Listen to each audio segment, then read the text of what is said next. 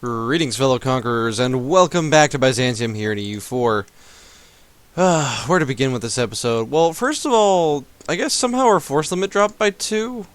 That or I built 2 over the force limit and didn't notice. At any rate, we should probably, think about doing something about that. In the meantime, we're currently annexing our vassal Theodoro, and we've just taken some land, yes, from the Papal State. And this is excellent news for us. What do you want, Wallachia? I want access through your land, he says. What the hey? Have you ever seen this nation? Holy moly. Kazim? I think Kazim is how you would pronounce that. Have you ever in your life seen Kazim? The Catholic horde. That is absolutely beautiful. Okay, so a couple episodes, actually multiple episodes now, people have been asking, like, hey, can you show a religious map mode of Europe? Sure, let's see what we got.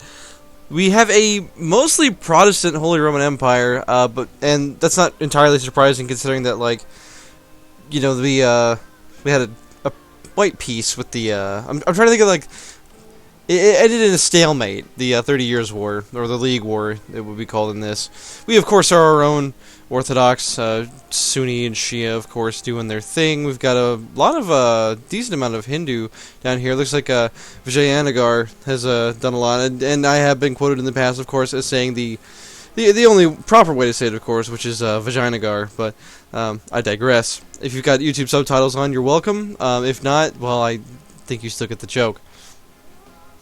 So now we have a decision to make. We either fight the Mamluks, who are Tech 15 and have a bunch of allies, or we fight Armenia and vassalize them and listen to my voice crack, and take them as a vassal and go, win basically. Because and the easier part about this is, and the nice thing about this to me is, Persia's still on Tech 12, so even though they're going to defend, presumably, it's still going to be like a really easy war for us, I think, even though our manpower is not exactly great at the moment. For a second though, I just want to stop, and we need to do something real quick. I think we should I think this is an area here, right? Yeah, we're going to turn this area into a state, because hopefully that'll bring our force limit up to where it needs to be, and thank God we're making 2 more ducats a month. Wonderful. Just the kind of thing I like to hear. How's our autonomy map looking? Pretty good. Let's see. Are we finished? I forget if we're finished coring this area over here. I think we are. So let's look at the areas. Looks like we do have a good amount here. So can we turn this into a state now? We could, however, it's wrong culture, wrong religion, so it actually would kind of be a net loss for us overall. Okay, this area is not, so we're gonna go ahead and core all those. Spend some more admin points. I mean, we were talking about saving up, trying to get, keep on par with tech, but I think we're in a good position as it is. I'm not really particularly worried or anything. Our current leader, Andronicus VI Hunyadi, he's 65 years old. He's been alive for probably far too long, and however, his heir has an advisor cost reduction, just like his dad. They're both well connected. There's something fishy going on there with those Hunyadis. I'm not gonna say what, but it's a little sketch, That's all I'm going to say about that. Alright, there are way too many troops stacked together here. As much as I love to keep these troops, like, properly stacked for, maximum efficiency and all that, we're going to need to split the army so we don't take, like, 10 billion attrition marching through our own land. It would be less than ideal. Spanish Brazil is spying on us. Do you want to be annexed by Rome? Is this your desire? I suggest you cease, if not. The downside of being a technologically up-to-date nation here is that all of our neighbors are also going to be technologically up-to-date, because that's how institutions work. And so people are like, just get rid of the Mamluks. Well, it's not like they're Muslim tech group anymore. They've got Muslim units, but their military tech is 15 at the moment. And they've got about as many they've got full offensive ideas compared to our defensive ideas and otherwise. Now, granted, there's still 2 admin tech behind, or admin and diplotechs behind us, but I digress. Alright, let's go ahead and vassalize Armenia. Let's get this over with. I can't imagine this will be a very long war. Let's see. Oh yeah. Well, let's let Persia join. Hi, Persia. How many troops you got? He's got a lot of troops. He's got 28,000 infantry, 3,500 cavalry, and 13,000 artillery. It's a decent chunk. I mean, just because we outnumber him by 2 to 1 doesn't mean we should underestimate him or anything like that. Especially since the other army is tied up and is going to have to fight rebels. So, that being said, though, we are 4 techs ahead of Persia. I can't imagine that this is going to be a difficult thing. Now, a lot of people have been saying, like, oh, you should kill Georgia, and, like, I don't know, it seems a little less like they want me to take their land, and a little more like they don't like Georgian people, and I don't know how I feel about that. You know, for a while, I just want to say this. For a while, people, I had the Georgian country ball as my, you know, my YouTube banner, you know, my thumbnail. It's currently now the flag of Desmond, of course, because, you know, Desmond, Wrath of the Gods, the conqueror of all worlds, Desmond. But yeah, for a while, I like Georgia. Georgia's a tough start in this game, and as far as I know, historically, they're just this little tiny nation in the middle of the Caucasus that, like, people had a really hard time, like, conquering for some reason. And I don't know why, but, like, something about that is just, like, really inspiring to me, so I don't know. Alright, we're gonna delete the units we just got. We just finished annexing Theodoro. I know. We wanted to come Nanos back on our, you know, back on our throne, but it's unfortunately looking like it's gonna be a Hunyadi kind of game, which is fine. I mean, I'm okay with the Hungarian dynasty, but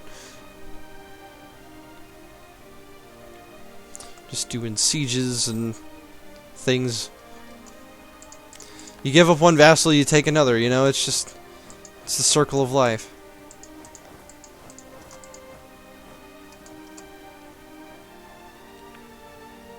Go ahead and squish you. Paltry amounts of attrition taken so far. I'm still making 8 ducats a month despite our army of 92,000. We will, of course, have to ruin their entire country before we can finish here, but I don't think that the Persians are going to come and fight us. Oh, Serbia's sending in the troops. We have a peace offer from Armenia, and well, they'd be a protectorate. Well, that's lame. They're too far behind in tech. It can't be done. Alright, well, I guess we're just going to take 10 billion more aggressive expansion. Downsides of the new tech system. Taking vassals is very difficult. Oh, we've got some more separatists. Looks like there's 27,000 this time.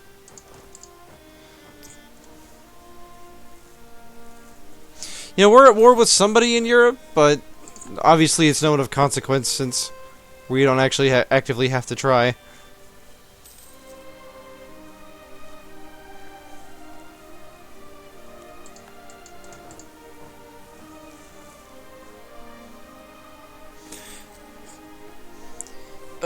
Now, you know, the thing is, you don't always have to expand in one direction. Now, a lot of people have asked, like, hey, are you gonna...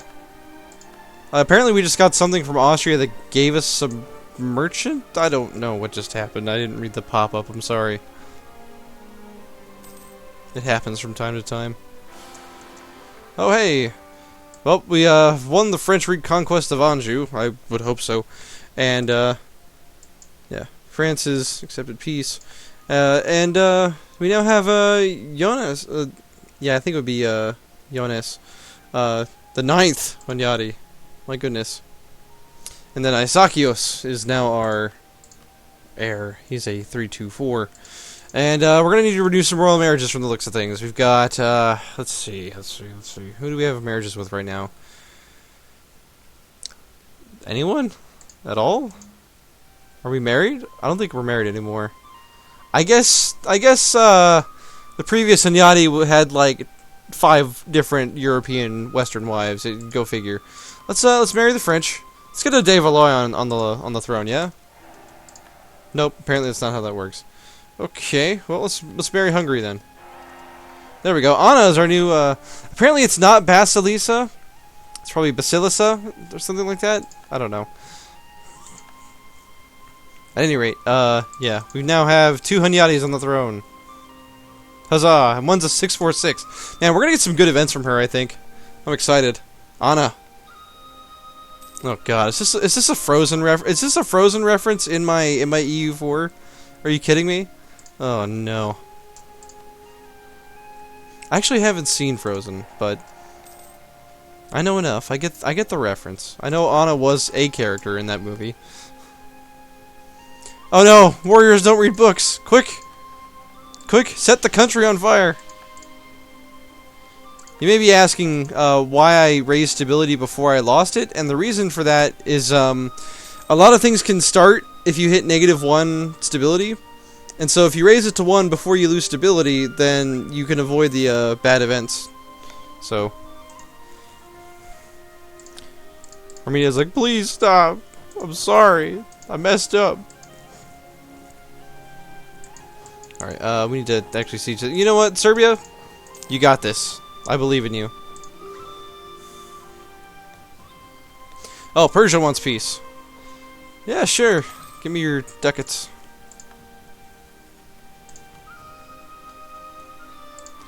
Alright, can we full annex this without dying?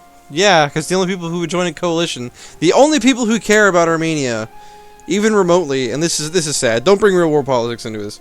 The only people who care about Armenia in this current situation are Dulkadir and the Mamluks, and even the Mamluks only have a -11 aggressive expansion modifier for this. That's just sad, man. You'd think people would care more, but I don't know, man. Let's see. We've got 925. We're now, so we took like 50 development, and basically got it scot-free. I mean. My goodness. Alright, let's get the troops out of the mountains where they're dying of something. I'm not sure what, but... Oh my god, this has got to be the best mission I've ever seen. Okay, annihilate Venice! The fat and treacherous merchants of the most serene republic engineered the fall of Constantinople to the Latin invaders of the Fourth Crusade in 1204. Our subsequent and miraculous recovery has long been a source of concern in the Palazzo Ducale. The time is ripe to exact our gruesome revenge and hang the Doge from his own walls. We need to own Venezia. Let's do it. Alright, Venice. Who are you allied to? The Knights, Provence, and Genoa. Who would join us in an offensive war? Not France, he has a truce. And Austria wouldn't join for another 2 years because... Yeah, okay. Okay, somebody mentioned in like 2 episodes ago that apparently I can pay off their debt of 400 ducats. That is very interesting, actually. I think we should do that when the time comes for war, obviously. Let's check our aggressive expansion, because the thing is, we took a lot of land in Europe, and a lot of people are pretty pissed about it still. And we're gonna have to wait, because Venice is a 39 development province. That is like almost coalition worthy by itself. If we didn't have influence ideas, it would be a living nightmare to try to take some of these provinces back. Now, our truce with the Papal State is up in 1610, so 6 years from now. Can we do anything else in 6 years as far as, like, taking land goes? Well... Huh. If we were to attack Georgia right now, neither of his allies would join. That's extremely interesting and helpful information. Let's do that. We need to connect with our Crimean holdings anyway. Let's fabricate a claim. We'll have this be our war in between the wars, as it were, before we... I seriously do want to attack Venice. Just that mission name is so good. Annihilate Venice. That's incredible. But yes, vengeance for the Fourth Crusade. Family ties. The royal family in Hungary will learn the pleasantries exchanged. Gain 10 diplomatic power, and Hungary's opinion goes up. Nice. Oh, hey, yeah, we have... So as the, well, previously EU4, he does a lot of other crazy stuff now. Shenra 2. As he calls it, there's something called lazy diplomat syndrome, and that's when you've got diplomats sitting around doing nothing because you didn't tell them to do anything. And that's a bad thing. You should always be doing something with your diplomats. Even though I never follow this advice, and people are going to sit on my videos and be like, Dark, what are you doing with your diplomats, buddy? I forgot. Don't hang me by my own rope, okay? Feed myself to the dogs, goodness. Two of a kind. Anna has impressed many men and women at court with her sharp wit and extensive knowledge of the natural world. She has long been a collector of tomes on botany and chemistry, and she corresponds with several of our generation's brightest minds. Currently, one of these scientists are visiting our court as per our Basilisa's invitation. They can be found discussing all sorts of new theories for the wee hours of the night. Basilisa Anna has asked us to make the scientists an offer, claiming that she would make a much better advisor than the theologian Antonius Ceruppulus we currently employ.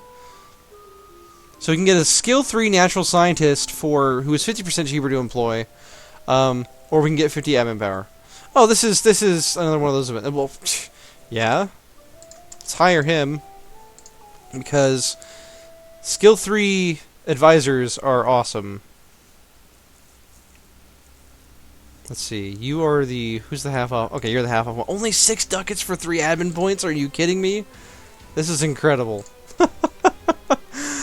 Oh, but on that happy note, now that we've got Andronicus Diazorinos as our new natural scientist, if we get a comet, we're set, because this guy is going to be like, that's a comet, yo. We're going to have some stability now. Or, on the other hand, we might get his special event, since he's only 30 years old. We have a very good chance of getting the Skill 3 Advisor. So in case you don't know, quick tutorial before I end the episode. If you have a Skill 3 Advisor, and you have one employed for long enough, you can get an event to fire based on that type of person, and you get I think you get a reduction in tech costs, as well as either 50 prestige or 1 stability. And this can happen for every type of advisor. So, once per game, I should say.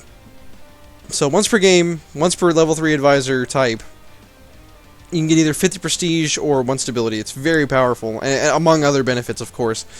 At any rate, though, that's going to be the end of this episode, so thank you for joining me, my fellow Romans. I hope you enjoyed this as we plan our conquest to annihilate Venice, but I'll see you guys on the next one.